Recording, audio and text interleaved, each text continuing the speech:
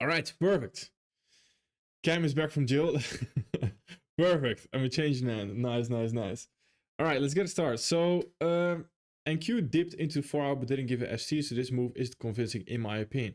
Exactly what I wanted to take a look at as well, because of course, with the delayed live session here, it's a perfect opportunity to actually look at equities open from the get-go.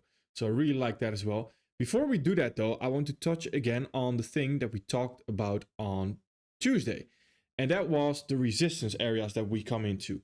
And what that means for the dollar right here is the first area that we came into that is actually resistance, the transition of that potential order flow seen through those fair value gaps, is this daily fair value gap higher right there into the monthly fair value gap. And simply said, how we view that to refresh your mind again right here. We first go into the weekly. We don't have a weekly fair value gap just yet right there coming into the monthly fair value gap. That's close. We have one right there, but it's not super relevant. We want one that's close, right? So right here, this is still forming. Not relevant currently. Will be relevant next week though. Then on the daily right there, this is actually the first fair value gap that stings into, that is responsible for stinging into the monthly fair value gap right there. So if we want to continue higher, we will likely continue higher off of this daily fair value gap. And if we want to continue lower, then this daily fair value gap should first be overtaken. It's the first area of resistance. So here we might get a rejection like we're currently seeing. Either we continue higher, take out those highs, create a new daily fair value gap. If that happens, then I would argue we might be bullish here. But if we sweep those highs, if we start to respect premium raise, if we do not create a new bullish daily fair value gap right here, then I would argue, all right, that's a great sign that we are looking at a transition of order flow. The only thing we then need is, of course, a daily fair value gap lower afterwards right there. So that is again the 50-50 area right here, where any fair value gap in this area, and I'm talking about this area right here, is just not the highest probability fair value gap. So you can already cater down the area where you want to look at your overall fair value gaps as well. Now, with that being said, let's look at some indices right here with equities open. I have my eyes on ES right here. And the reason being for that is because we are very close to all-time highs. And I was quite surprised that we didn't reach them already yesterday. But yesterday was already a big expansion. And I believe today can be a big expansion as well. And if we want to continue higher, then I would like to see some fair value gaps pushing higher right here. But especially no bearish fair value gaps lower. That's ideal. So here we are not seeing any bearish fair value gaps lower right there. If we can get 15-minute fair value gaps higher and we start to disrespect everything on the left side right there, then we can already look at potential long opportunities if that does present. Although currently price action is a bit disappointing, not too nice in my opinion. Let's look at Nasdaq right here. Nasdaq came into the 4-hour overlap part, beautiful price action actually, looking at the 4-hour right here, can also continue higher. Does want to do that on the lower time frame as well. Then going into the 1 hour, let's see what we have. This is actually what we talked about, same as on the dollar, the first resistance area right there on the 1 hour. First value gap that was responsible for sticking into the 4-hour overlapping part. Then on the 15-minute, we have a 15-minute value gap higher right there. We do have a nice sweep overall of those lows to potentially continue higher. On the 5-minute right here, we have a push higher as well. We are now seeing a nice push higher actually. And on the 1 minute, there's actually, I want to go over a little bit as well on how I approach futures right here. Because on the 1 minute, just before I started the stream right there, I was looking at some longs potentially here, but I wanted to wait for 9:30. And the reason for that is because there is no real resistance anymore. And that's also why we're seeing a huge push higher right there, which is quite nice because there's not a lot of resistance on those highs right there. There's no fair value gaps. There's no real order block stopping it right there. So we'll see fast price action if it does want to move higher as well right there. A very interesting price action. Let me see. Regarding ES, would it not be valid to get a 5-minute fair value gap overlapping with highs to the left instead of 15-minute fair value gap? We already have 5-minute ST before equities open. Oh yeah, for sure. A 5-minute survival gap right there, overlapping with the highs, could also be very nice indeed. Yes, for sure, for sure. I'm looking at the 1 minute, the 5 minute right there. 100%. 100%. Okay, please. All right. All right. Then looking at YM, let's see. YM actually sweeping the highs currently right there. Give me 1 second. Looking at YM right here, currently looking at a sweep actually, which is also quite interesting, but with the whole premise of the other indices moving higher potentially, then this is not super interesting to look at shorts currently for me. So right here, if I were to trade any indices, then my eyes would go to NASDAQ right there, which is already exploding higher. Same for ES right there. So any nice retracement that we might have currently could as well be very interesting.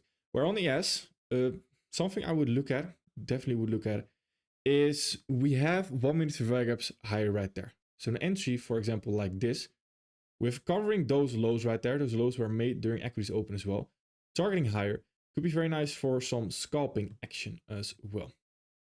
Let's actually see how that wants to play out. And that is the same for NASDAQ right there. Where these lows are vital.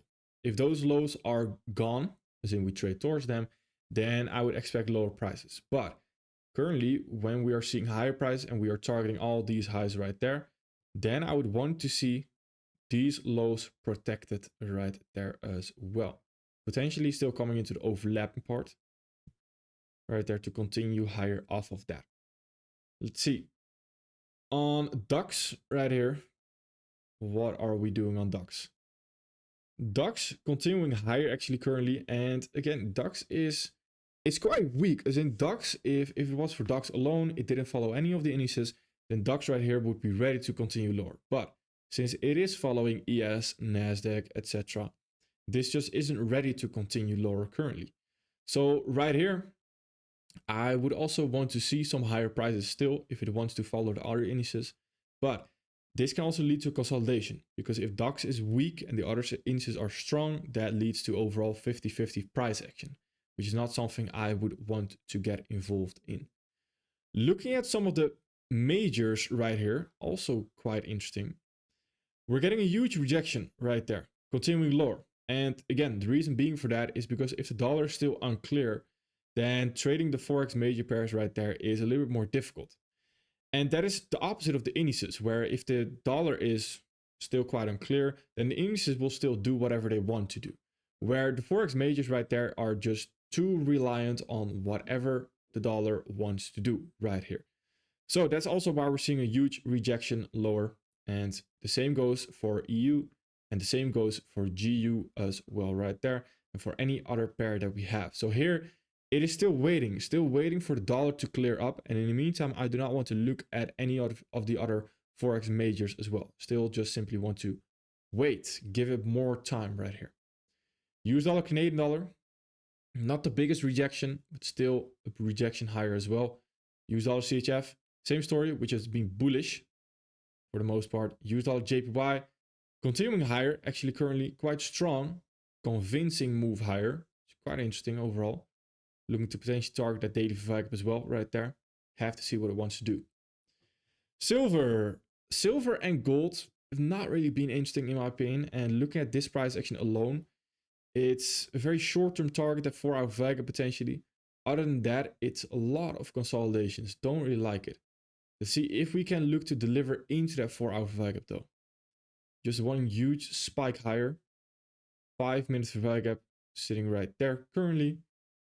That could be responsible for delivering into that 4-hour survival gap right there. Let's keep an eye on that. Let's see if we can read the survival gaps there.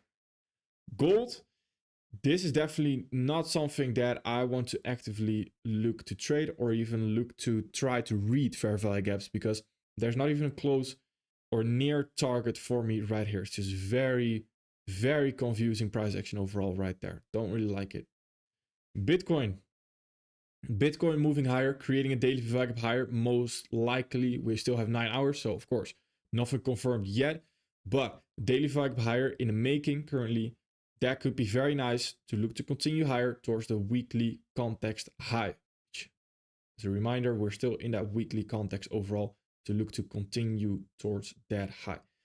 After that, we can mark out these highs right there as a next target. And after that, we're also getting very close to all-time highs. So an all-time high is definitely a very realistic possibility right here because there's nothing really stopping it anymore. This fair value gap already got traded into.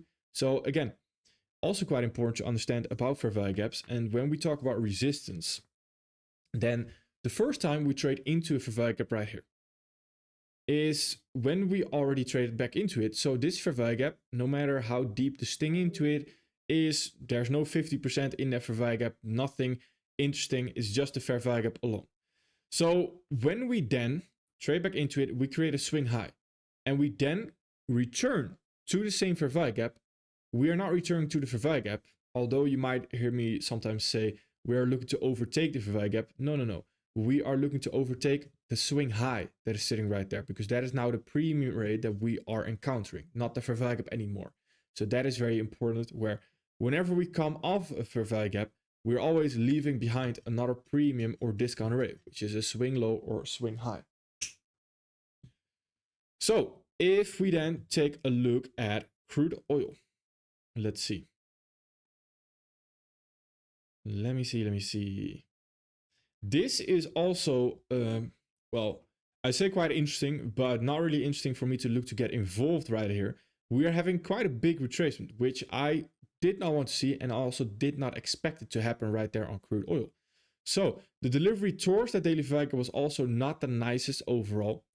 So here I just simply want to wait a little bit longer and want to see if we are still truly bearish or this is all just one rejection of the monthly value gap to then continue higher off of that overall. Here I am not too convinced on lower prices at this moment. Would want to see what we want to do with that daily value gap as well. So I simply said want to wait right here. Want to wait. Then Nifty as well. Simply want to wait. Nothing really interesting. So let me go over some questions right here. And let me also look at some indices right now. Huge retracement right there, actually taking out the low that we talked about. So before I get to the questions right there, actually taking the low that we talked about right there, that I did not want to see go, and we immediately target them. So here, I want to wait again. I'm not too convinced on bullish prices right here, simply because we are taking that low right there, which in my opinion, should have been protected if we wanted to continue lower. If we now again have price action like this, and we disrespect those bearish value gaps again continuing higher, then of course higher prices are more than likely going to happen. Let me see.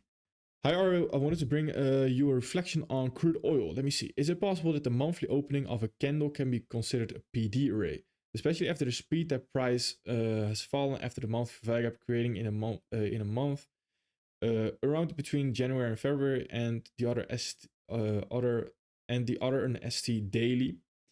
And then now we resume there's a recently created bullish trend. What I mean is the recently created ST, could that speed be a price manipulation and not simple retracement?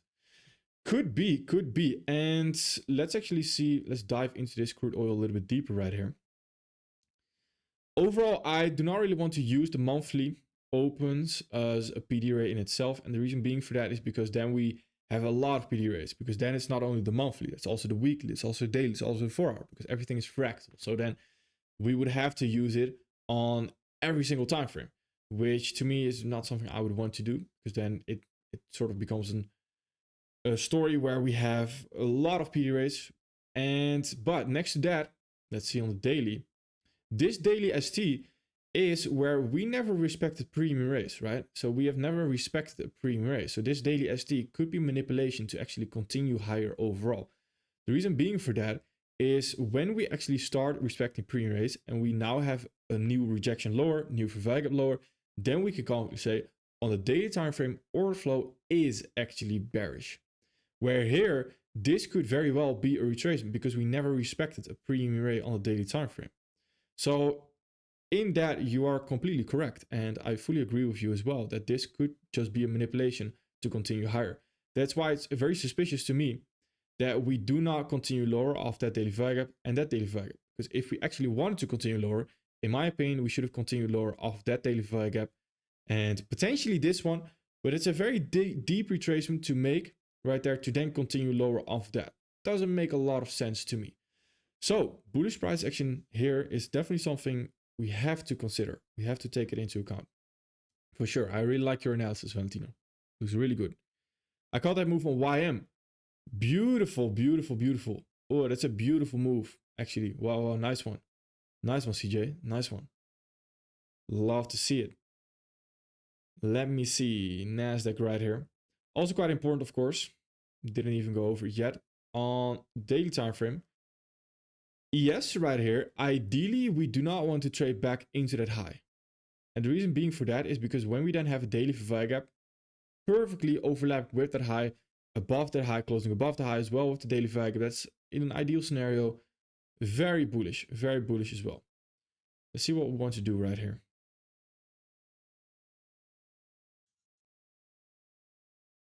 Coming into that fair value gap right there on NASDAQ though. So even though we had the 1 minute right there marked out, let's see what we want to do. Currently, I don't really see any opportunities, to be honest with you. And I would simply want to wait right here. If we get bullish price action right there and we start creating bullish fair value gaps, that could be quite interesting. Because that to me does indicate that we are indeed more likely bullish. All thanks to you, all thanks to you, my friend. That's all you. I didn't execute that trade. That's what you did. And Q tapped into 50-minute SD. Yes, exactly. So even though the 1 minute got taken out right there, of course, the 50-minute, something we have to take into account.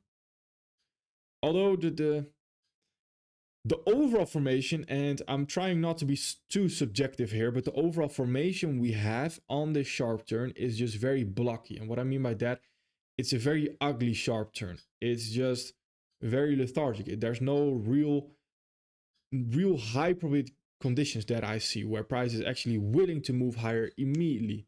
And that's something that I am missing right here. Let me see. Can you explain the unusual context again? I am still confused about it. For example, 1 hour not create any fair value higher, but price still going higher on GBP JPY. Yesterday, 5. Yes, let me see. Let's look at GBP JPY. And let's find some other examples of unusual context as well. So right here on GBP JPY, we actually did not create a daily value higher. And although this is unusual context, and what I mean, I'm going to dive into unusual context a little bit deeper, so don't worry.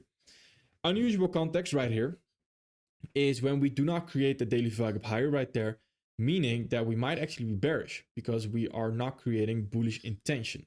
So then we find usual context to potentially continue lower. Now the dangerous part here is that we are still inside the bigger weekly value gap.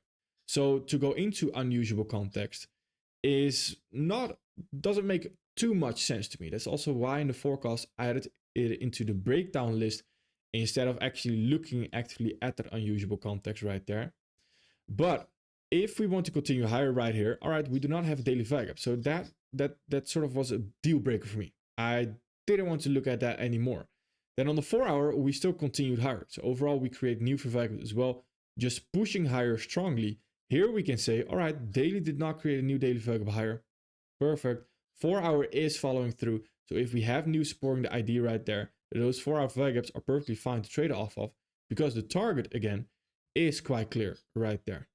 It's quite clear. And this is also understanding two different point of views, because I view this from a filtering process trading plan right there, where a flow trading plan you would, or a combination, even a hybrid model you could call it, where you sort of combine the flow trading plan with the filtering process trading plan, then this is still perfectly fine to trade. But if you were to only look at a filtering process trading plan right here, then the non-creation of the daily value gap would be a huge turnoff for me and would not be something I would be interested in anymore. So let's see if we can find some more unusual context as well. Usually they happen on the crosses more often. Let's see if we can find a few. I'm trying to think of one because I think I remember one, but I don't, not too sure where it actually was. Where it, An unusual context is, to sum it up actually, unusual context is very simply said where you expect usual context to form or to be created, or there is already usual context. That does not happen, and when that doesn't happen, that's what creates unusual context. So unusual context is basically the opposite form of usual context.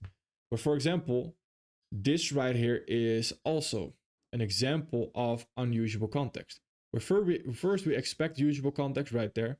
We try to follow through, and when we fail to follow through, that is not something usual. So it's something unusual. And then right there on this up candle, that up candle should not happen. Why not? Because we should follow through and continue lower overall with a new expansion phase of a new bearish Fair gap, because that's the usual context, what we usually would want to see.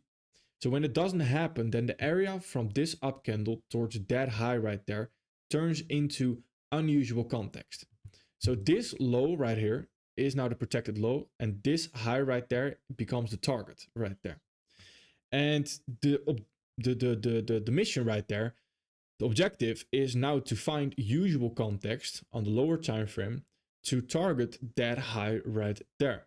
So why this high? Because that is the first premium array that we then encounter right there. Where the discount array, the boundary that we can go into the lower time frame is not necessarily there. It's more so the unusual context. Where right here, the boundary is again that we are not following through. Right here, if we try to find our usual context right there, and with the usual context, it's just the same. Just a fair value gap higher or block higher, whatever it may be. Just for example, like this usual context right there. Like this usual context right there. To target now those highs because they failed to follow through essentially. This is one example of unusual context. You have multiple examples as well, where this is usual context turning into unusual context more so.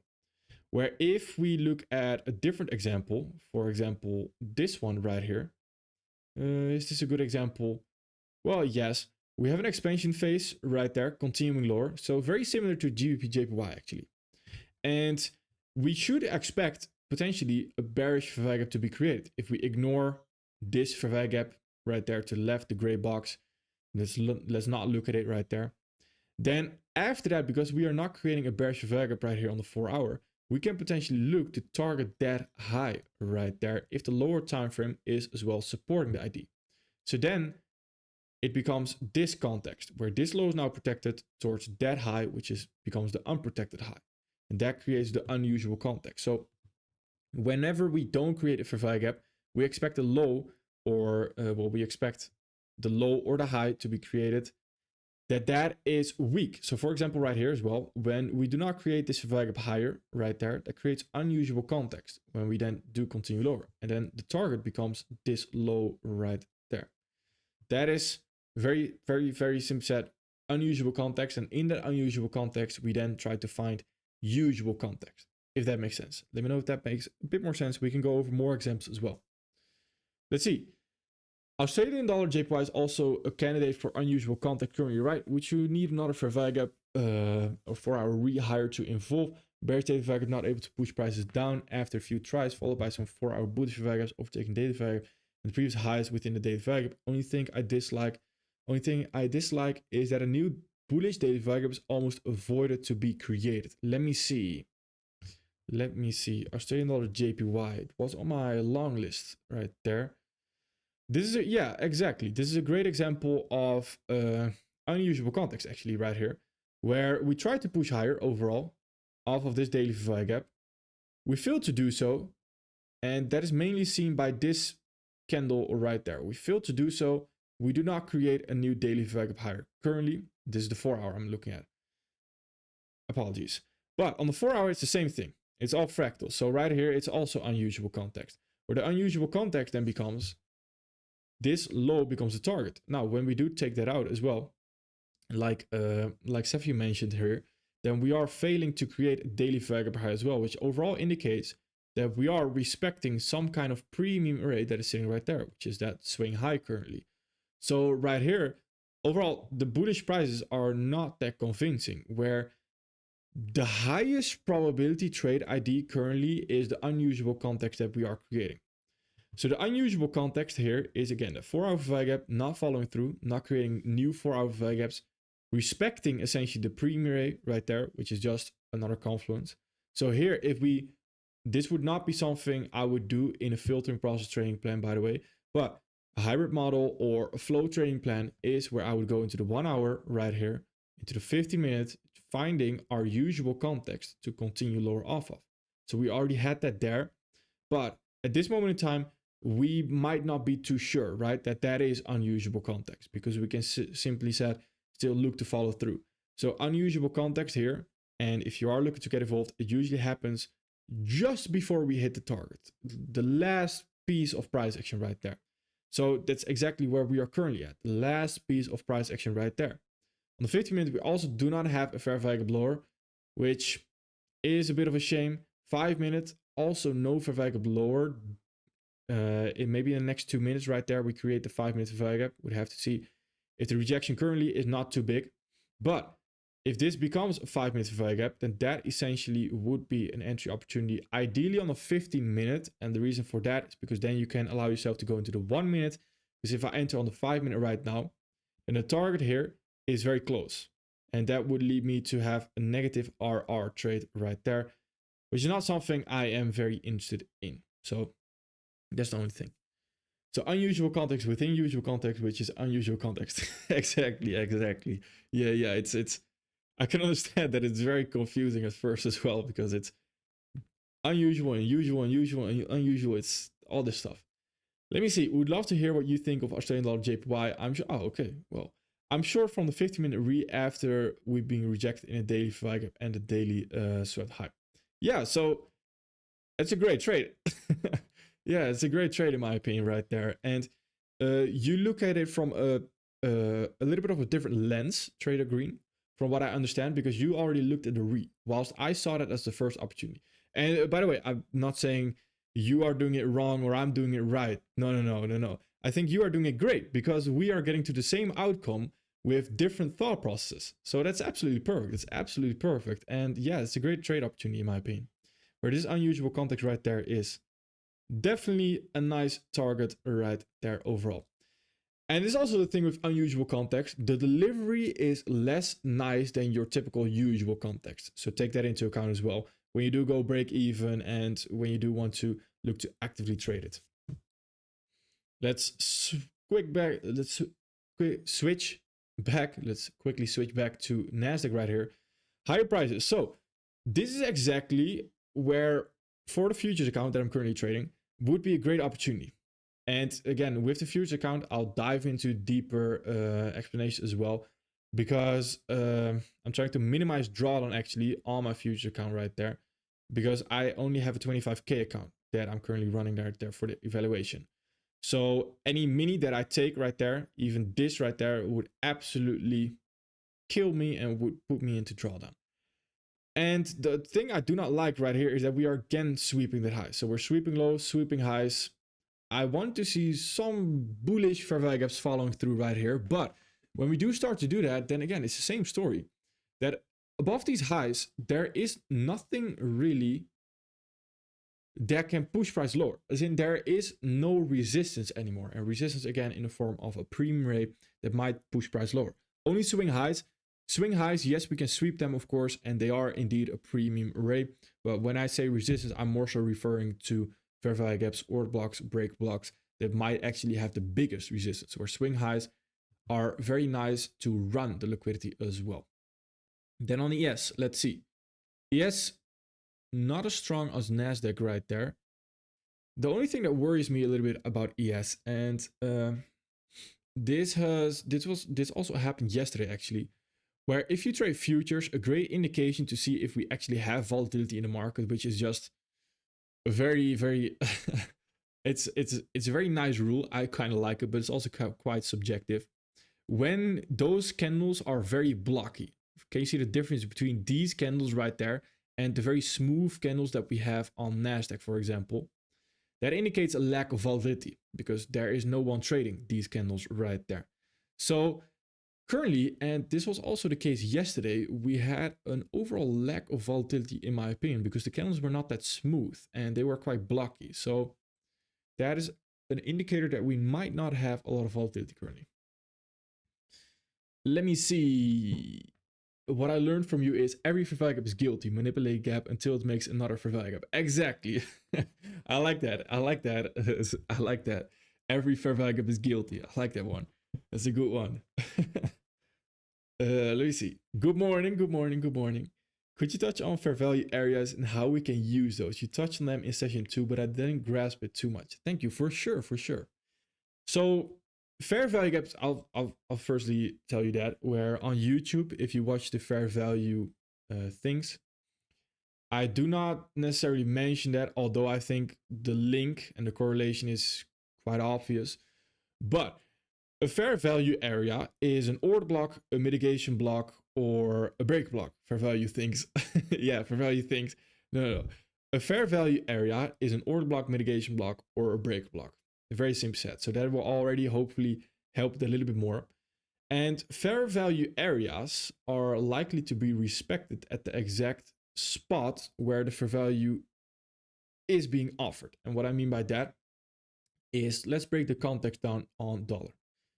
We were targeting, and again, if we break the context down, we can go for hours right here, but we were targeting the monthly fair value gap right there. So let's keep that in mind. Monthly fair value gap was the target. Perfect.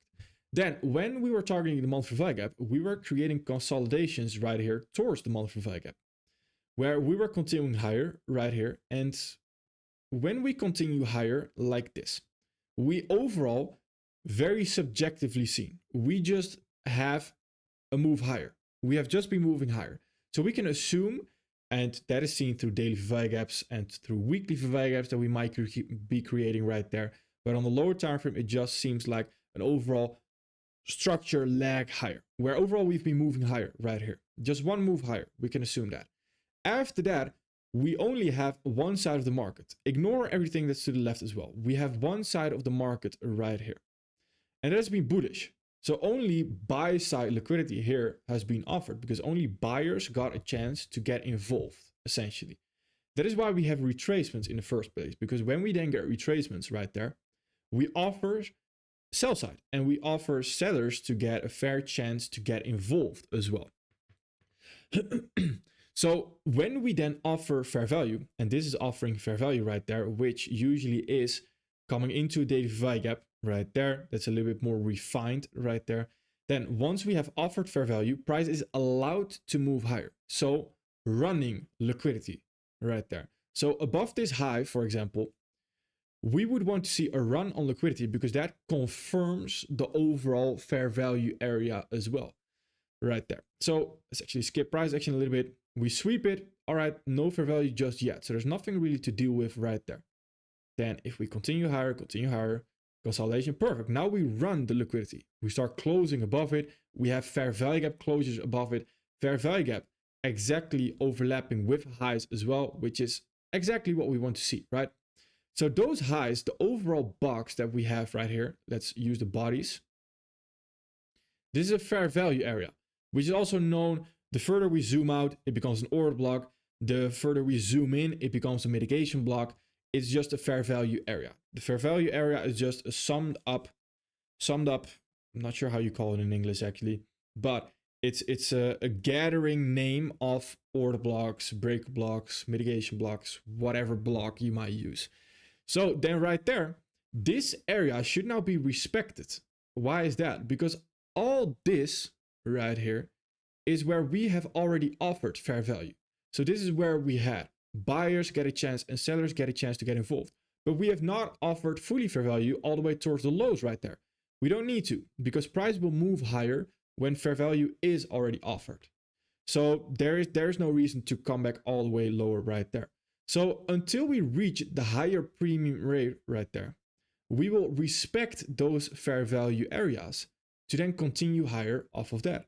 If we do not do that, and the market does one of two things, it offers fair value, like we see right there, like it's been doing, or it's seeking liquidity, which usually also tends to go hand in hand. But right here, in this fair value box, if we do not start to respect that, we start to close inside of it, then the lows right there become the target eventually, creating overall what we also talked about, unusual context. So It's very funny because those fair value gaps, they always give us a reason to actually trade, which of course can also be dangerous, but we have to use it in a proper way. So right here, the fair value area is this, where we are looking to continue higher off of. And that is the area that should be respected. If we want to continue higher, then that area should be respected. Which eventually we sting into a couple of times. I'm not sure if we exactly sting into the box that I have set out right there. But eventually we continue higher off of that fair value area as well. Now, there's then a reason why I expected price right here before we delivered into the monthly value gap to not have a big retracement anymore and to explode higher. And the reason is the exact same thing that we just went over, where currently when we move higher right here, the only area that we did not offer fair value is above the highs right here. So this is where sellers did not get a chance to get involved, not a fair chance to get involved. That's why we're seeing that retracement right there, which sometimes can be a consolidation. Sometimes it's also just a simple retracement to continue higher off of that. This area right here is how far we can actually retrace before we continue higher. So it narrows down our expectation overall. And this area is where we would not want to see bearish fair value gaps being created into that area right there, which in a consolidation, of course, is bound to happen. At the end right there, we do see it happen. But that area should be respected, ideally.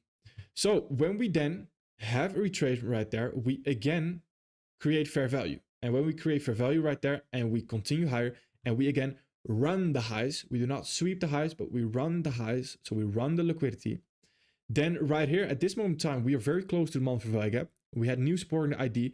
We had our fair value area. So this whole area, there is no reason to come back to currently because we've already offered fair value. So at that moment in time, we have a very small fair value gap. So the only thing price can do right here is, even though this is a huge fair value gap, the only thing it can do is have a very small retracement right there to then continue higher off of that.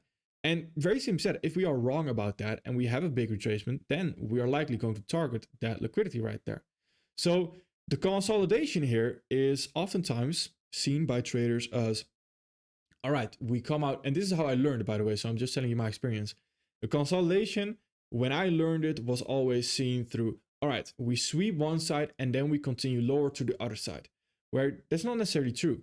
If the high time from context here is just supporting the ideas of higher prices, then consolidations will just act as discount rates. Because if we zoom out enough, then those will become order blocks, those will become mitigation blocks, break blocks.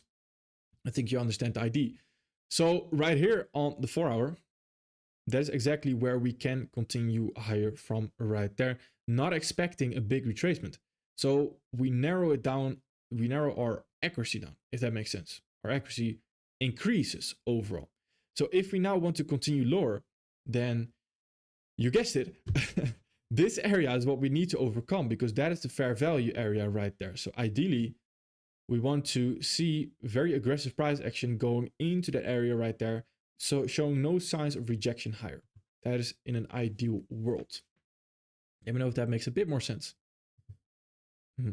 Sounds like a name of a mythical theme TV series. Exactly. I always, the names we use in trading is so funny, you know? I just imagine, I think my parents, when I was in my office at home and I talked about all these different things, my parents were like, what are you talking about? It sounds so crazy. Which I can fully understand. So, all right, when the price consolidates within a fair value gap, it means that the order flow will be in favor of the trend. Yes, essentially yes. And the way I like to look at things, right, is, for example, right here. In this price action right here, we have a daily fair value gap right there, and can be any daily fair value gap, right? Can be any fair value gap in itself, whatever it might be. Right here on the lower time frame, we are consolidating, leading to a thought process that we might actually want to continue lower, right? But we need to understand, when we come into that monthly fair value gap, that monthly fair value gap needs to sort of earn our respect, where the daily right here and the bullish order flow already had our respect. So there was no doubt in my mind that the daily right here was bullish going into that monthly fair value gap. But the monthly fair value gap needs to do a bit more.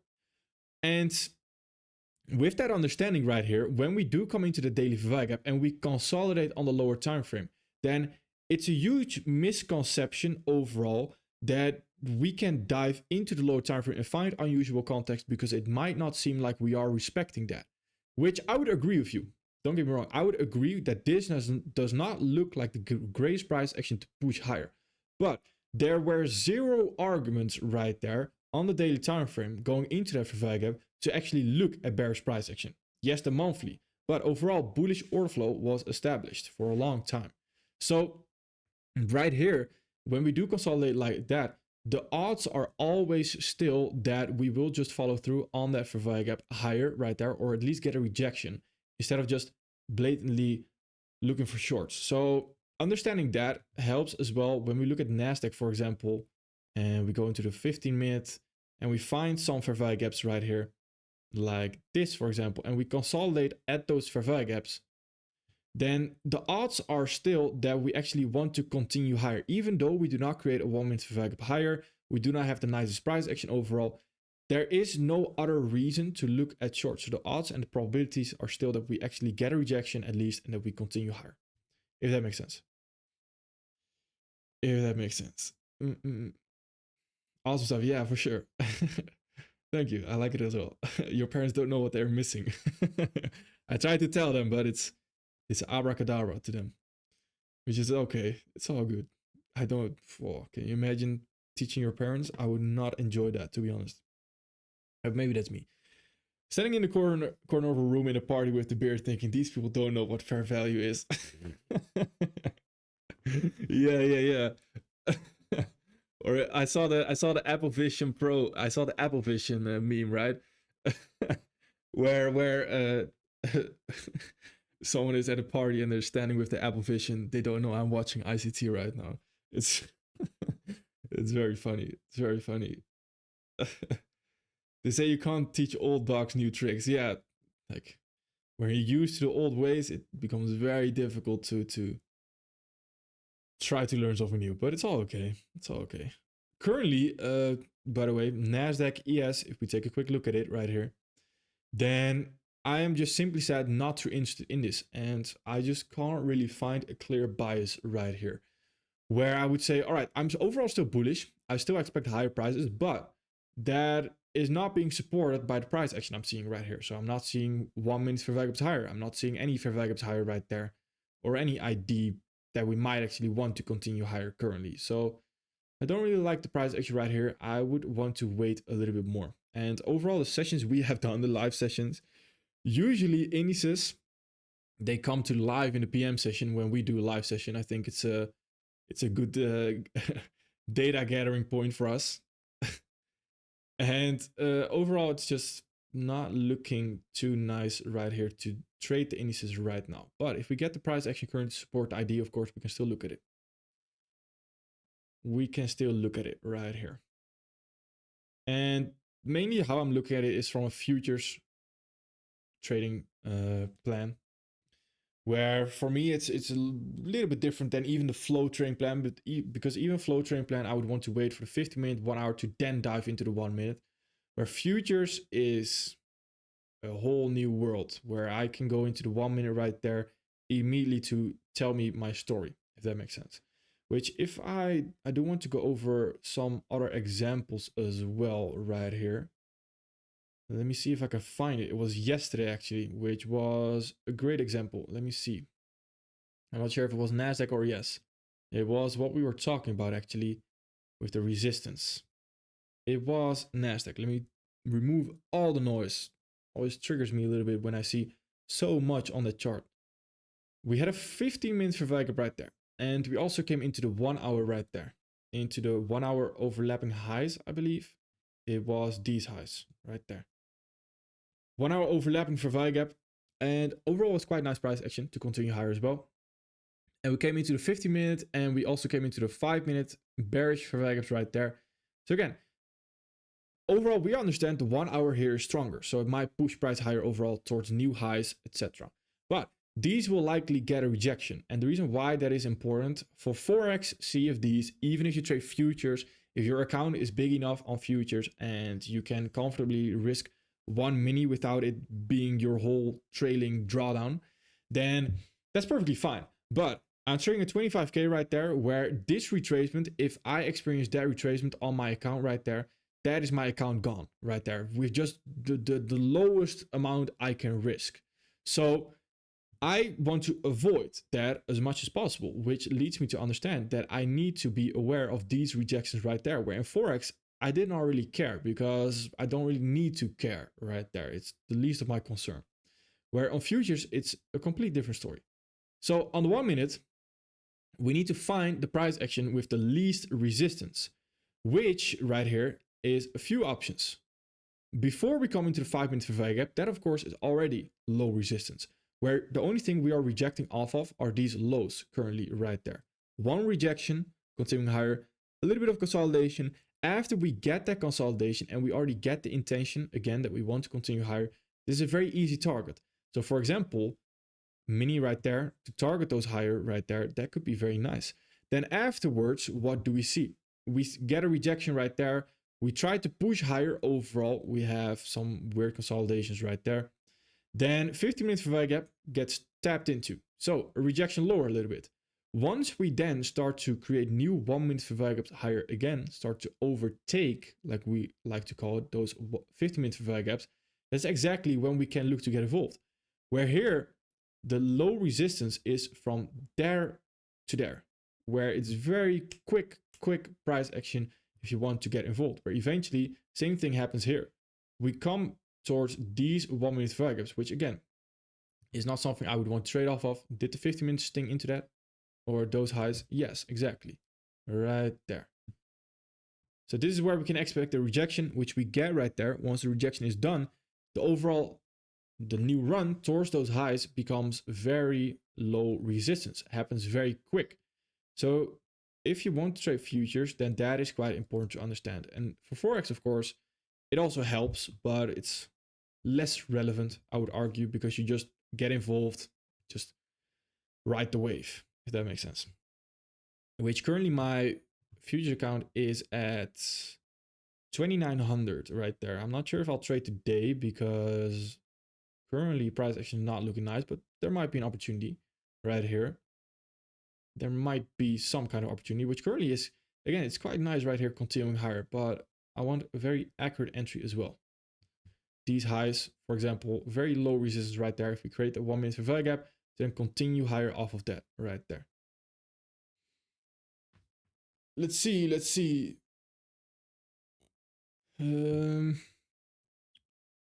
me see. Would you look at fair value areas to the left of your chart? It really depends. And this is also where I only look at the most recent 3 swings for fair value areas, because I've also been there, and from my experience, of course, then it gets very confusing if we don't have that rule, because then everything is already fair value in the market. So it is, and again, fair value areas are a little bit more subjective, but for example, this right here, the reason why we are respecting that is because this is the fair value area right there. And let's see, on the daily time frame, I would not look at it to the left. So I would not look at these lows, for example, as fair value areas, only when we are actually looking at it in the most recent price action. So here, when we retrace, then that would be fair value area. But currently, not anymore. Let's actually see NASDAQ right here really quick before I dive into the other questions as well. So the price action here, 4 minutes until we create a 5 minute fair value gap. It's quite a while right there for the 5 minute. Let's see what it wants to do. Let's keep an eye on this. Wait to see if 1 hour makes a value gap. Exactly. Here on NASDAQ, yeah, that's quite nice actually. I like that. Gives us a lot of context to trade with as well. Potentially trading towards it, trading off of it. These highs are definitely going, as in, I'm quite confident that the highs right there are going sooner or later. The only thing is of course, that's the more difficult part in trading, is actually trying to capitalize on it here, where the price action overall, the delivery here is just hasn't been that nice. But if we create a 5 minute fair value gap right there, then we have a very nice short-term trade opportunity right there. So let's keep an eye on that. That is in 25. Okay. Let's see. For example, crude oil 4 hour. Here to the left. Yeah, this is not so. Yeah, exactly. These are where we can potentially, if you are trading flow trading plan, you can expect a rejection. So you can narrow down and refine the area a little bit where we might get a rejection. Where for a filtering process trading plan is again, it's almost like two total different approach to trading. Where filtering process trading plan, you don't need to mark out that for our order block right there. The reason for that is because you are already waiting for a 15-minute ST plus re. So if we sting into that, before that time, we do not even get the ST, we do not even get the re. So if we get the ST plus re, it's going to happen right here. So there's no added benefit to marking that out. But flow trading plan, that allows you to filter or narrow down again the area we might continue lower from, allowing you to go into lower time frames even sooner, if that makes sense. But overall, that is not something I would count then as a fair value area currently. Let me see. Wondering what you think of cable. Dipped into 1 hour fair gap, now moving lower. Let me see.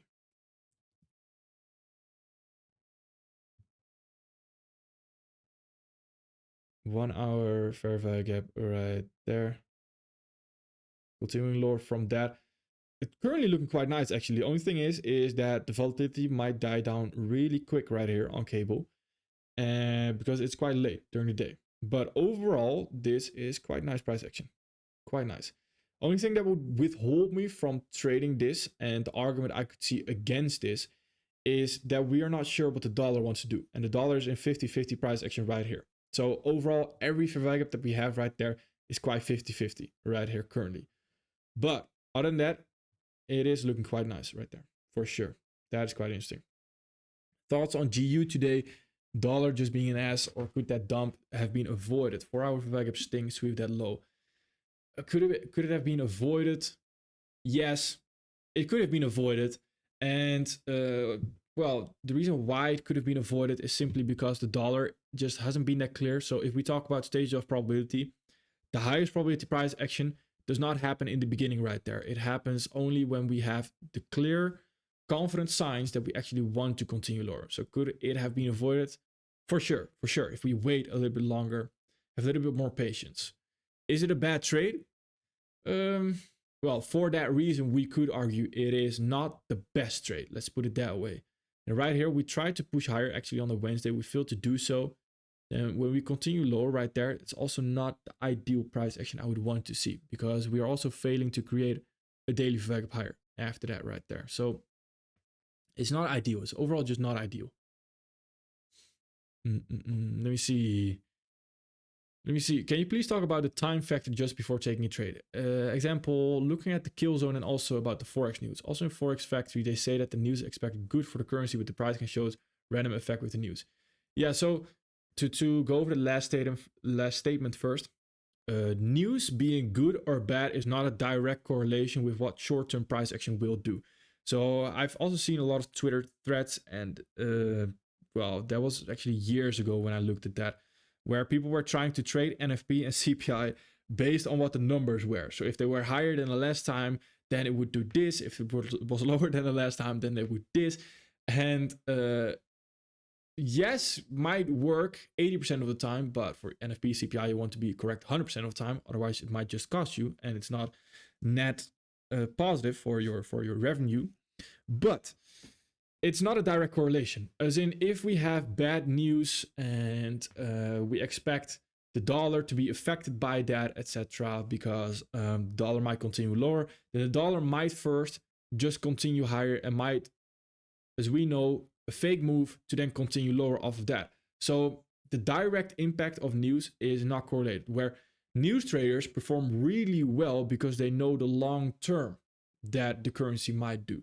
They have no clue what's going on the 5-minute and 50-minute. They might look at the monthly and say, all right, news is bad, so for the next coming months, we might actually continue lower or continue higher a little bit. So that's the same way I approach news. So seeing that is good or bad on Forex Factory, there's not a direct correlation of whatever it wants, of what it wants to do. That's where price action comes in, and price action will tell you what it actually wants to do, if that makes sense. Then the rest for news, It really depends, because for flow trading plan, if you're looking at 1 minute, 5 minute entries, especially 1 minute entries, kill zones are important. As in, kill zones, you can't neglect them.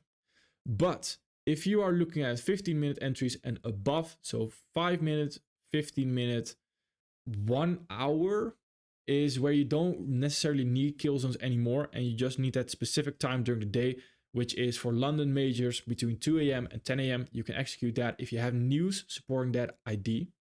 Then for Asia majors, you can just throughout the whole day, you can execute if you have, again, news supporting the ID. And that is the most important thing as well for filtering process trading plan. And for the 5 minute, 15 minute, 1 hour, 4 hour, etc., is where we need news supporting the ID to take that trade, because otherwise it might be very clean, or it might show that it's very clean, the price action, but the time is not supporting the ID. So before I take a trade, I already know exactly if I can trade it, because otherwise I would not even be looking at the chart, if that makes sense. I would not look at NASDAQ or ES currently, or even GU or anything like that, if price was, or if time was not supporting the ID right there. So that is very important to understand as well. And other than that, I would refer to the time videos in the advanced enrollment. So not the foundation enrollment, the advanced enrollment, which is where we go over higher time frame time and lower time frame time, which is where we have the exact details on which time I'm looking at. Why did you decide to start a futures eval? So it's been a long time coming, and I've sort of been procrastinating trading futures because I get quite a lot of futures questions as well, and I never could answer them, and I always had to revert to Zach or whoever it may be that has been here for a long time, that has been trading futures for a long time. And that bothered me a little bit, of course, because if I want to help, then I also want to help, as in I need just experience and I need to have knowledge on futures, which I just didn't really have, because I did trade ES, NASDAQ, and YM, like you see it here on TradingView, but I always trade them through a CFD. So through a prop firm, through IC Markets, whatever it may be. And that is great, but it did show me currently as well how much better actually executing on the exact futures is. And why I bought it and why I didn't do any study before it is, I don't know. For me, it's like I learn the best when I just dive into it. And otherwise, I might always procrastinate the start, which for me is not going to help. So I just dive into it. And in the past week, I learned more than just from trying to learn from a video or something else like that. So that's the reason why I just bought it. And it's also very interesting because, I don't know, it's quite exciting to look at something different once in a while, where Forex and other things, filtering process trading plan, of course, it makes you money, but it can get quite boring. And I think that's also very important, where if something is more exciting, it brings some life to you, then it's a lot better than all the money it brings. That's the same with stocks, actually, and also the reason why I was looking at stocks, because stocks were always very nice to me. I always really enjoyed looking at stocks. It's also the reason why I'm looking at it again right here. Which Shopify, by the way, is doing great. Let's see if we can hit that first target right there. Could be very nice. So that's the main reason why I trade futures, and as well to expand my trading knowledge overall, which I think is important. Let me see. Would you wait for a 4-hour re or already look for trades off the daily value gap coming from monthly value gap in New Zealand dollar, US dollar? Let me see. Let me see.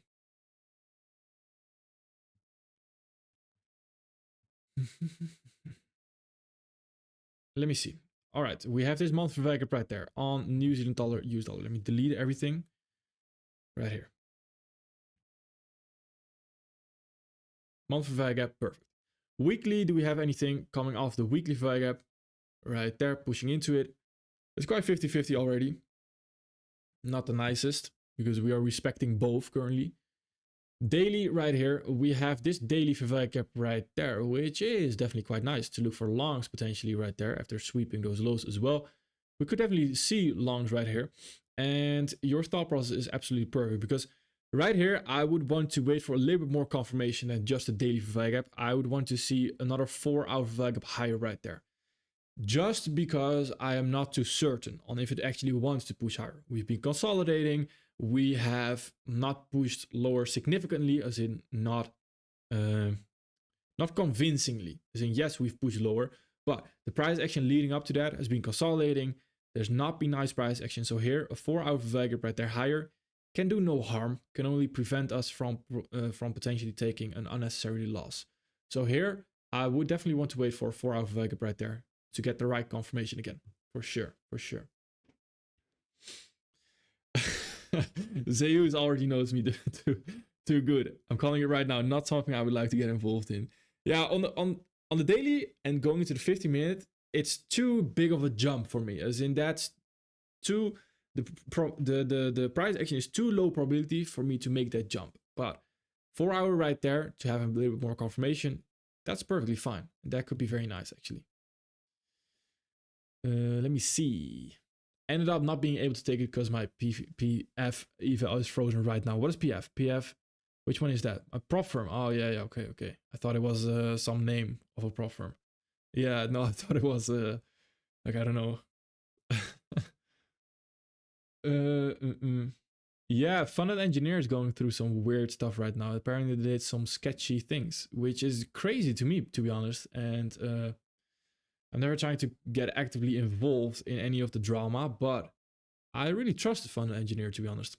I did not see that coming. But again, there's always two sides to the story, so who knows what is actually happening. Not one to judge. Let me see. If you have time over, I have all the time in the world currently. Well, that's not true, but I have time over right now.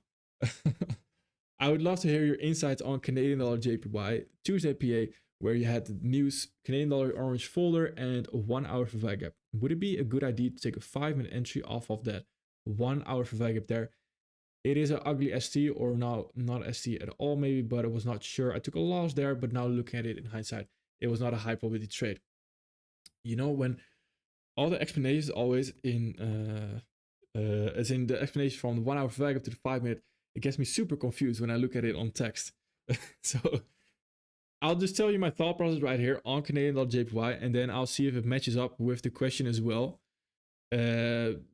Just reading the question always gets me a bit confused, to be honest. I have to see the actual chart to be able to understand it. Let me see right here. Daily VWAP right there. Is that the one you were talking about? Tuesday? Yes, that's the one. Perfect. First step. All right. Then going into the 1-hour right here. 1-hour ST. Ooh, this price action is currently very ugly, but imagine you're talking about this 1-hour ST right there, which is not too bad, to be honest. Let me see the lead up actually towards that. We were respecting those premium rates. So the rejection can be a little bit bigger than usual, where it's not just your typical sting into it, it's a bigger retracement right there. And the reason I say that is because there's some bearish momentum in the market. And whenever we have bearish momentum in the market and bullish momentum, of course, we can still look to continue higher, but the rejection, the retracement right there is going to be bigger. Where if there's only bullish momentum or only bearish momentum, and that's exactly when we can expect only a sting into it to then continue higher. So let me see if I can find an example where we only have a sting into VWAP to then continue higher right there. Well, for example here, this had no bullish momentum at all at that moment in time. So those lows right there, which eventually ends up creating unusual context, that's exactly when we can only expect a sting into it. So right here, taking that into account, of course, when we just have the 1-hour ST, it's perfectly fine to go into the 5-minute. It's just something to take into account right here. We have this 1-hour VWAP and 1-hour VWAP above it right there. Overall, both got tapped into. Probably didn't have the nice price action on the 5-minute. But if they did create a 5-minute ST, let's see, when did we tag it? Well, actually right there is quite interesting right there. It's not necessarily, it is Asian major as well, so it's perfectly fine to execute in my opinion right there. That is actually quite a nice entry overall. Let's see, that is Monday, then Tuesday right here. We get a couple of confirmations, but after the first one fails, that's already suspicious to me, and I would not necessarily look to get involved again, if that makes sense. So let me see if this lines up with your question as well. Get orange for would it be a good idea to take 5 minutes of the? Yeah, I think this is I believe that this is not necessarily a bad entry. I think that's a good entry for sure. I think that's a good entry and it's a good loss in my opinion, for sure. I think there are things leading us in the lower time frame. is likely always going to have some high probability price action, right? It's likely always going to be clean, somewhat clean. The higher time frame needs to be clean though, especially if we want to take a filtering process trading plan trade, then the higher time frame just needs to be very accurate. That's the most important. That's the most important thing. I posted about shop in stock channel. All right, I would have to see that actually. I have to see. I have to look at that. It's interesting. Interesting. NQ no 1 hour for value gap. Oy. Let me see. All right, that's good to know. That's good to know right there. And this is, by the way, exactly what I meant right there with that last resistance area right there. That last candle right there reaches for that high. It's a great no resistance area. So again, for Forex, yes, that's most likely not a good trade idea right there. But for futures, definitely, I quite like that. That's a very high probability scalp. And the same goes for when we are close to the lows right there. The fair value gap, last fair value gap right there, there's no real other thing that it can do than just continuing lower right there. Of course, be careful with your risk management because you also need to have your limit, right? Where if it reaches eventually this order block right there, I'm not interested in it anymore. Only very small retracement to then reach those lows aggressively. Same for the highs right there. Let's see. What are we doing? Price too low probability based off the dollar movement, right? Or is it something else? Probably. All right. Yeah. It's mainly the dollar. Mainly the dollar right there for GU. Right there. That was just not the highest probability. Not the highest probability. And yeah, it's two perspectives because flow trading plan, I can understand the trade IDs on GU and all the other pairs. Filtering process trading plan, you're almost reliable on a trend. And if the main asset right here, which is a dollar, which basically moves the market, is not ready for a trend, then we can't really expect a trend as well on the rest of the pairs. Let's see. Would you look for higher prices on the dollar if we get another daily fair value gap, or would you want a daily fair value gap to close above the monthly fair value gap, or does that not matter? Well, if we get a daily fair value gap higher right here, we get a close above this high right there, above that high. And with a close, I mean that we are not respecting that high. So we are not respecting a premium rate to then have an aggressive move lower. No, we are having a daily fair value gap higher, aggressive move higher, easy close above right there. Ideally, fair value gap exactly overlapping with those highs as well. Then I would expect higher price actually, or at least a little bit higher right there, where overall the monthly fair value gap is quite big. It's a large fair value gap. It's a large area where we might continue lower from. So the only actual reason, or the only actual confirmation we can have where we can confidently say price does not want to continue lower is when we create daily confirmation right there, an ST lower, and we fail to continue lower off that ST. For example, like we might see on crude oil right here. We had the ST and we failed to continue lower. So when we now reach back above those highs right there, or even get close to it, then we can confidently say this monthly value gap will not hold. If that makes sense. But to answer your question right here, depends on how we close above that high right there. Any news coming out about Fun and Friends? Yes. Currently, nothing really interesting, nothing really that probably excites you, but it's a lot of behind the scenes things that we're setting everything up in order to have a good launch, where we don't want things happening like Fun and Engineer, of course. We can never see the future, but try to avoid it as much as possible. No weird shenanigans before we actually launch. It's very important. We don't want to rush it. So news, not necessarily news that is super exciting or relevant to you potentially. Expect a launch probably maybe May, something around that time. Spring, somewhere out there, maybe summer even. Quick in and out, exited before the chop. That's nice, and I like that. Hope, and I think that's very important as well to understand right there.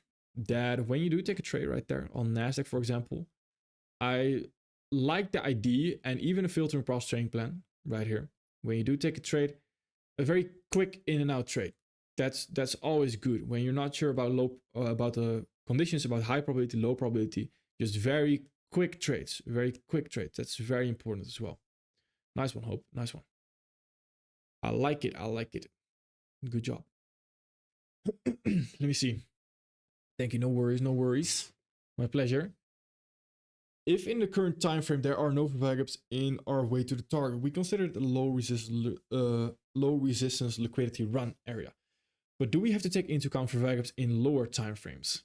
That's a great question. And let's say on the 1 minute, for example, right here, we have, and again, this is fractal, so I'm using the 1 minute as example, but you can think this, or you can imagine this to be a 50-minute fair gap, for example. And when we have no resistance anymore, that was a very Dutch way of saying anymore. When we have no resistance anymore to the left side right there, as in we have no 1 minute for fair gaps right there, could very well be 50 minutes for fair gaps, etc. It's all fractal.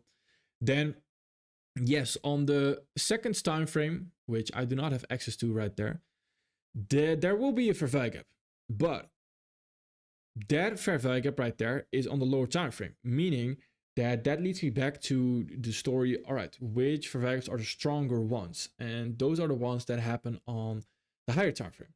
So on the 1 minute, if you want to have 1 minute resistance, it would be in the form of 1 minute fair gaps, 1 minute order blocks, etc. Where the second time frame right there is not resistance right here, because it's on the lower time frame, if that makes sense. So if this was the 50-minute right here, I think that makes more sense. If this was the 50-minute fair gap right there, they wanted to push price lower, and we have no resistance, then we might have a 5-minute or 1 minute fair gap sitting right there. But since they are below the 50-minute, then it's not necessarily resistance anymore. It's just very low probability that will actually give a significant rejection to continue higher, if that makes sense. So we do not really, or I do not really consider those lower time frame resistance, if that makes sense. Let's actually see right here. This is not great conditions overall if you are looking for a trending trade. And what I mean by that is looking at price to continue lower or higher significantly. But it might be interesting to do some scalping. Currently we had a nice sweep, beautiful sharp turn. Wow, actually a textbook sharp turn right there. Textbook sharp turn right there. Continuing higher, coming into the breaker right now to potentially continue higher as well. Running into this resistance. So right now, the only thing this candle, the next candle can do is indeed that, is lower prices. Because we are already respecting this 1 minute fair gap right there. Where the only thing it can do if we do not have a down candle right there and this becomes an up candle is reach for this high, but then afterwards reach for this high, which after we have no resistance anymore, so then reach for that high right there. So then it becomes a dominoes effect where we reach for that high, then we reach for that high, then we reach for that high. I mean, this 1 minute scalp long, nice one. Nice one. Yeah, this is a very high probability or high probability. It's a good trade right there, in my opinion, to look for that target right there and then look for that target right there. This target is a little bit further, so keep that in mind as well. That this target, it's already nice to take some risk off the table. If you are a futures trader, if you are whatever it may be. Target is 17,866. Let me see, 866. Yeah, that's nice. That's nice. Nice one. Nice one. I like that.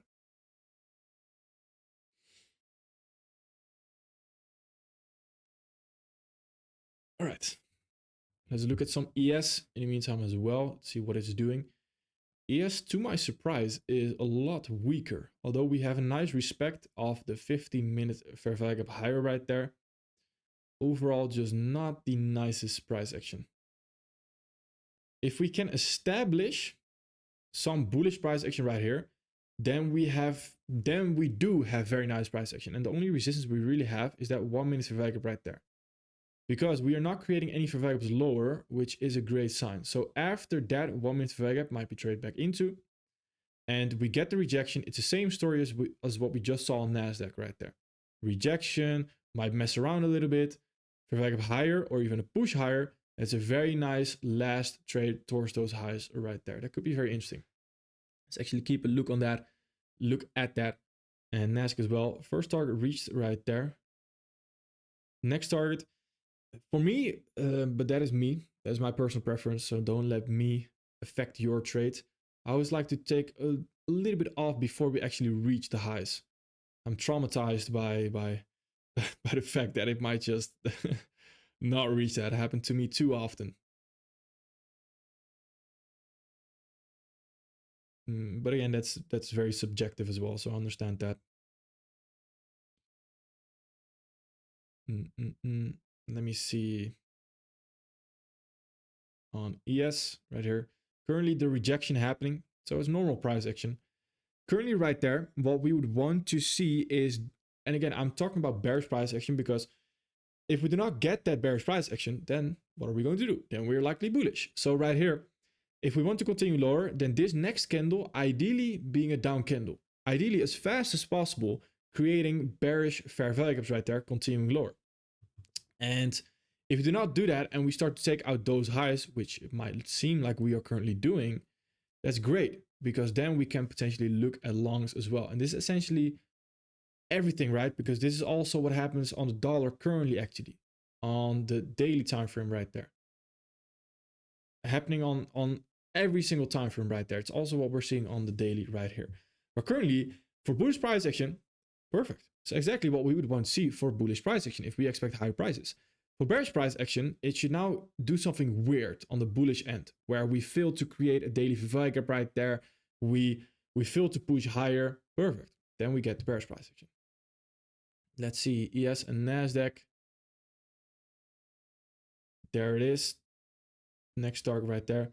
And for futures, again, this was a good opportunity. It was a good opportunity for futures, for Forex, and for your typical trading plan. It could have been definitely a lot more difficult, because this is where futures just have the advantage over just your normal Forex CFDs. ES right there.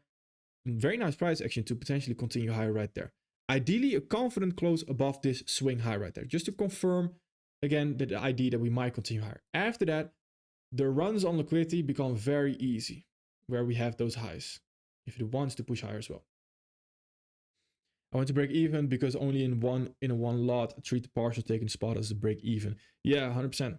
I like that. I like that. Hyro, how much do you trade with a 25k count? I use 250 per trade on ES 5.SL.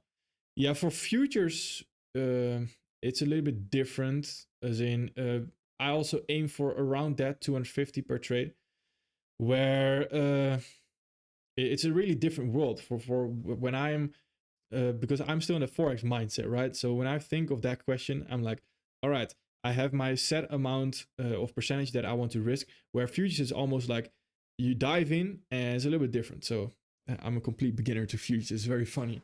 But I'm also aiming for that 250 per trade on ES. 250 per trade on ES, where ES, of course, is a little bit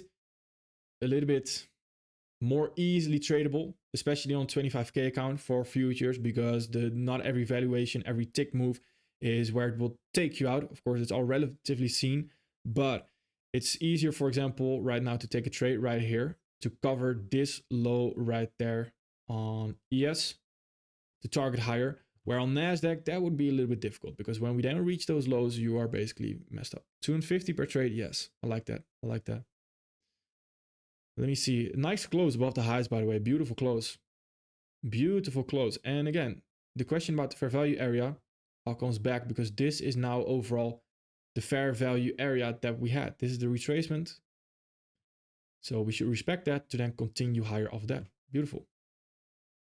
Today on Australian dollar JPY, would you look for longs as a filtering pulse trader towards a swing high inside the daily value that failed to displace higher and respect the discount rates? There was no entry on the 4 hour, only the 1 hour. I guess this would only be for the flow traders to trade towards the draw on liquidity.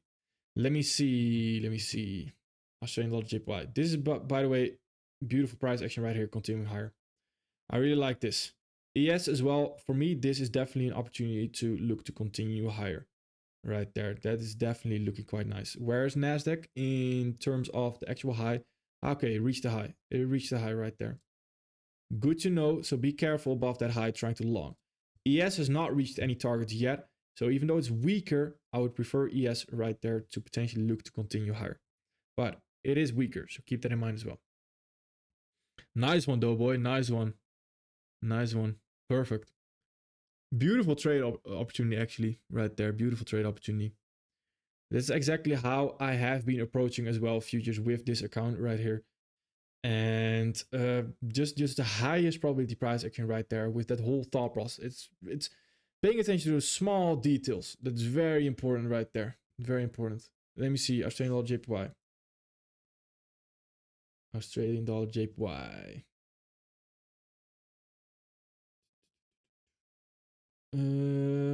What was the question again? Towards the swing high inside the daily VWAP. Put the display is lower. I expect a discount raise. There was no entry on the 4 hour. Only on the 1 hour. Where's that daily? Shanghai inside the daily VWAP. Which daily VWAP? Is it this daily VWAP right there? Right there, that one. Filter display is low. Ah, yeah, the filter display is lower and expect a discount raise. There was no entry. For me, it's always I always get so confused when I just read it on text.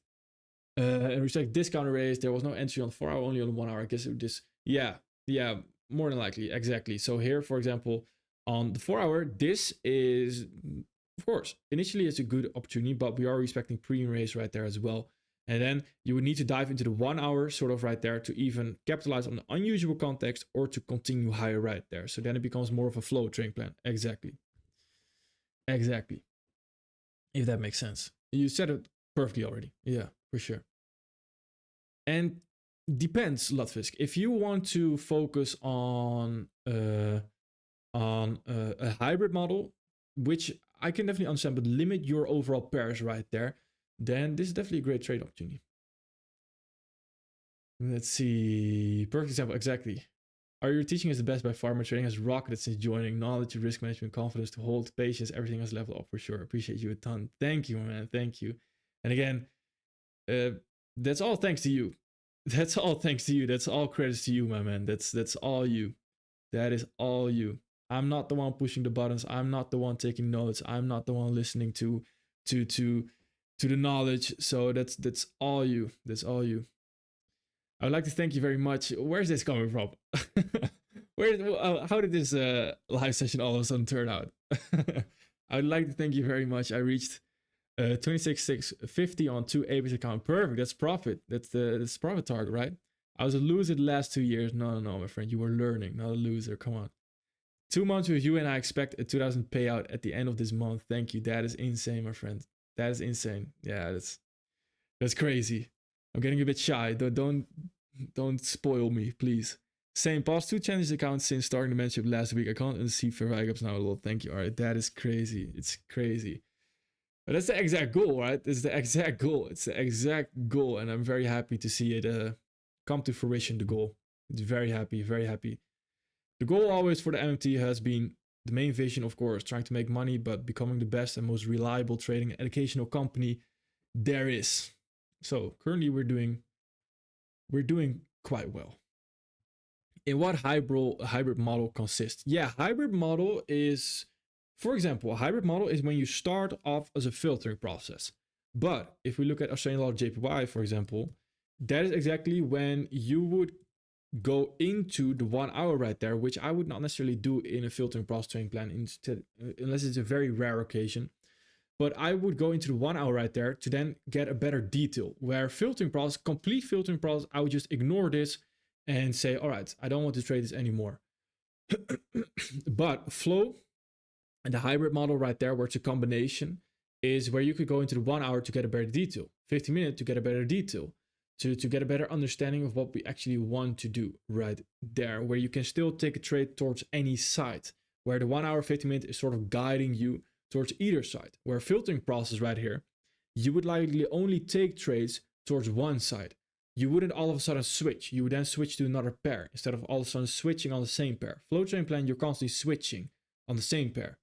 This does, and it is quite important, that limit your overall pairs throughout the week. So you don't necessarily need to limit your pairs overall, as in you don't need to have strict pairs. You're only looking at AU, EU, and GU.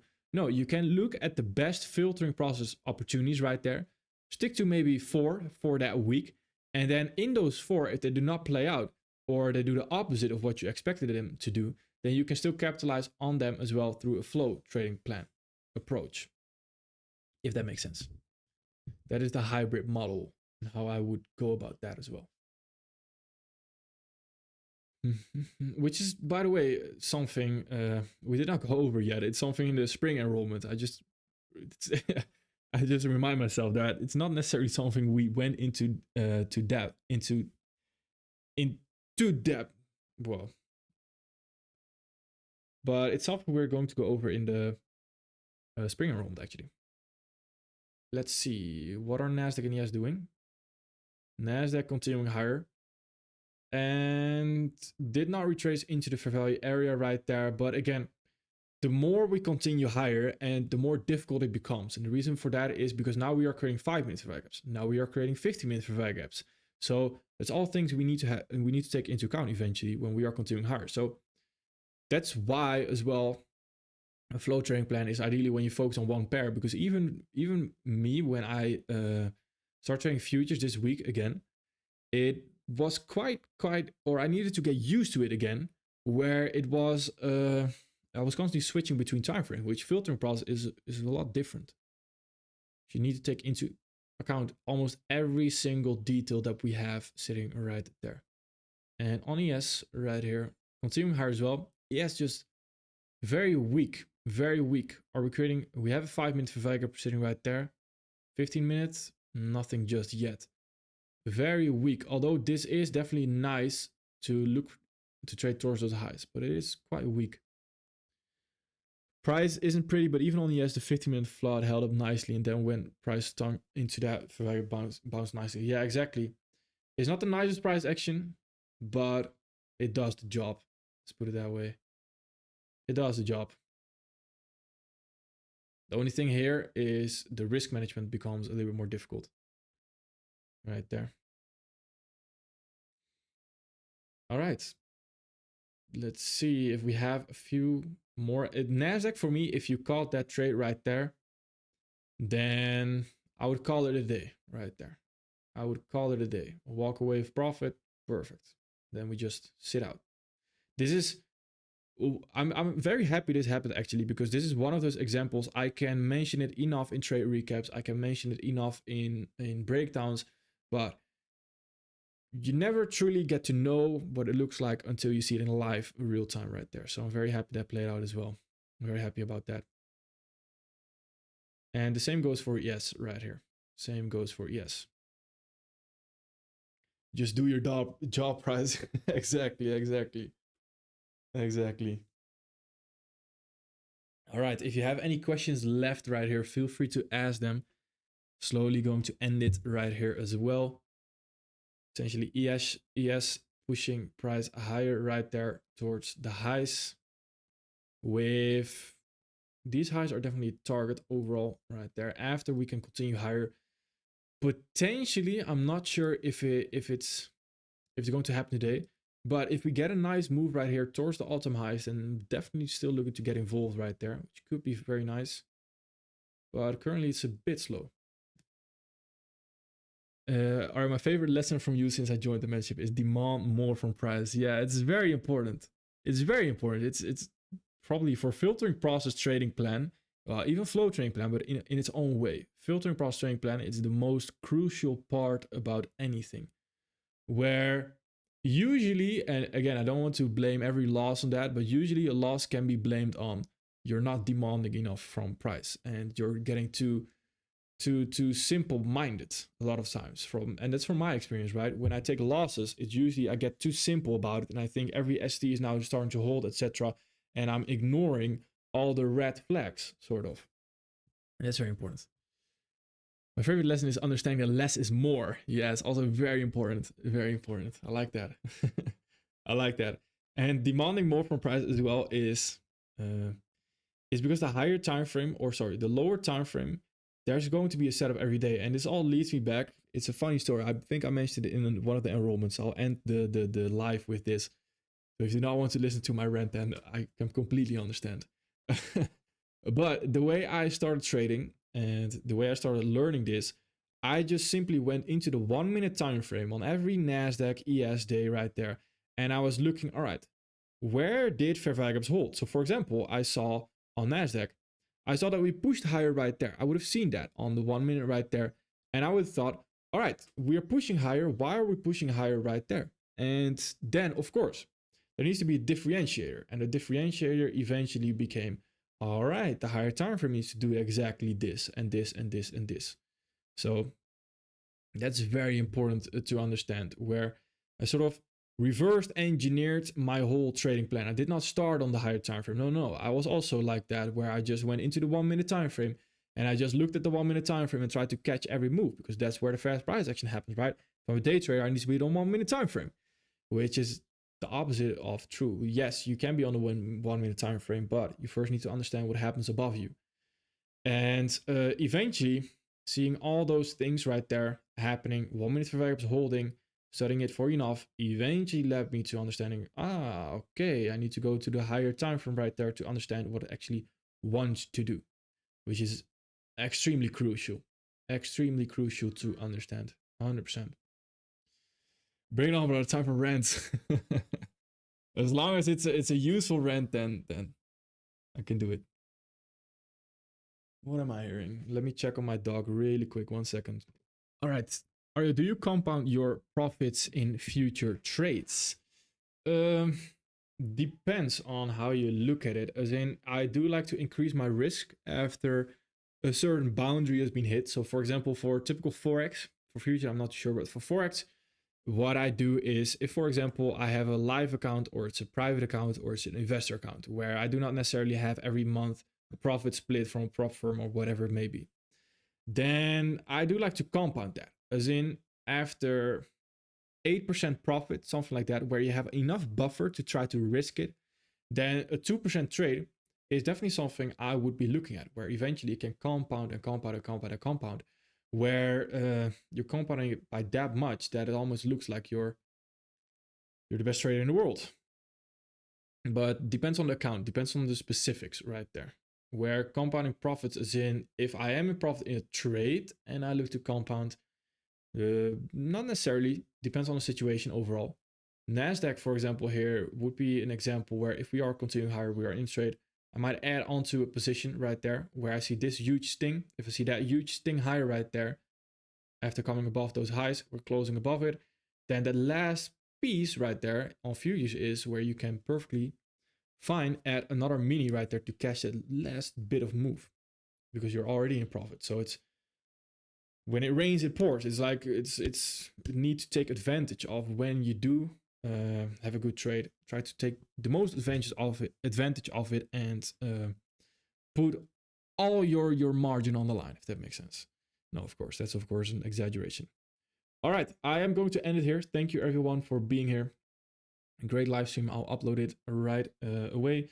Saturday we have the next one, of course, where we go over the breakdown again and over any questions that might be there. Thank you everyone for being here, and I'll see everyone at the next one.